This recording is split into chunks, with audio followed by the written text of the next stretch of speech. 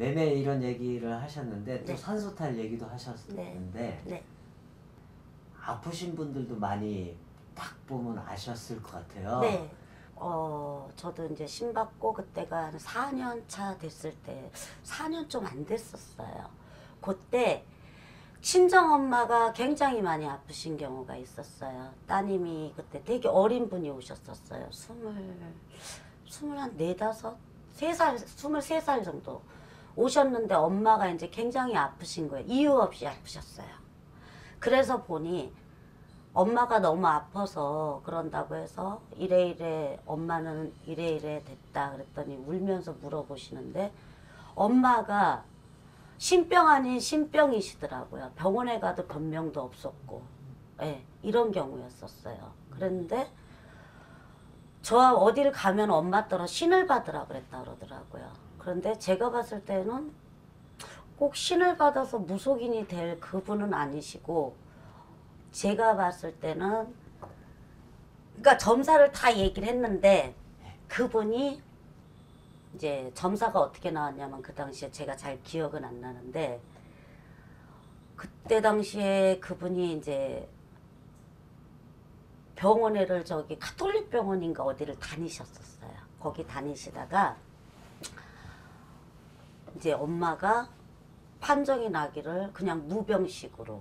근데 분명히 엄마가 질환이 있으시다. 그러니까 다시 재검사를 해봐라 이런 경우가 있었어요. 그래서 엄마가 그때 또 젊으셨었어요. 엄마가 따님하고 엄마가 일찍 나셔서 따님하고 별로 차이가 안 나셨었어요. 근데 이상하게 그때 당시에 가서 제가 얘기를 했죠. 엄마는 신장 쪽이 너무 약하시니 그쪽으로 검사를 한번 해봐라.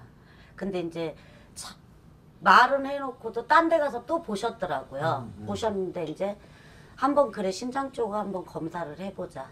그렇게 해가지고 신장 쪽에 검사를 했는데 벌써 엄마가 이 신장 쪽이 거의 많이 안 좋아지신 상태라 붓고 막 이런 경우가 있었는데 그때 그러시면서 그때는 이제 국보다 제가 부적을 써드렸었어요. 엄마가 지니고 계시게끔. 네.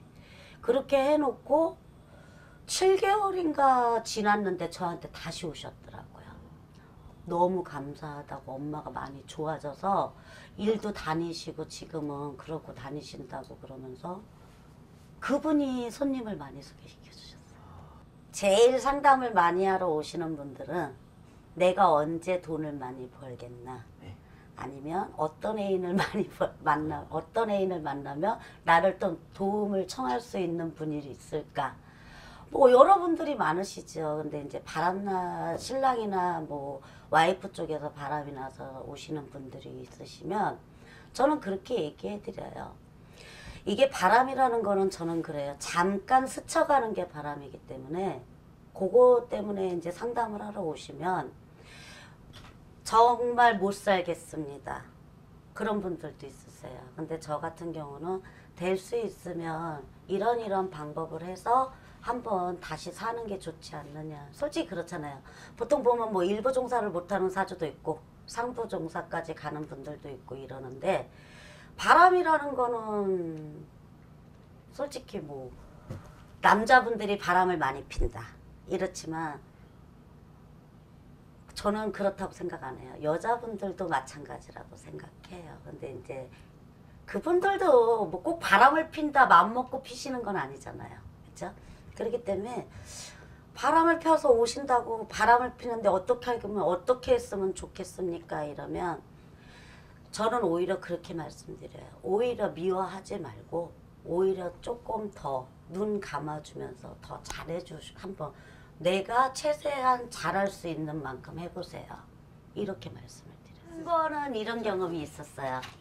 나 진짜 우리 신랑이 너무 많이 바람을 펴서 나 진짜 꼴보기 싫고 이혼을 하고 싶다. 그러는데 어떤 날은 자기가 죽이고 싶은 날도 있다고 그러시더라고요. 그래서 자기가 신랑 자는데 이불 한번 틀어박아 보셨었다고 말씀을 하시더라고요. 그래서 제가 웃으면서 그랬어요. 물론 남편이 바람을 피는데 죽이고 싶은 심정은 똑같으시죠, 누구나.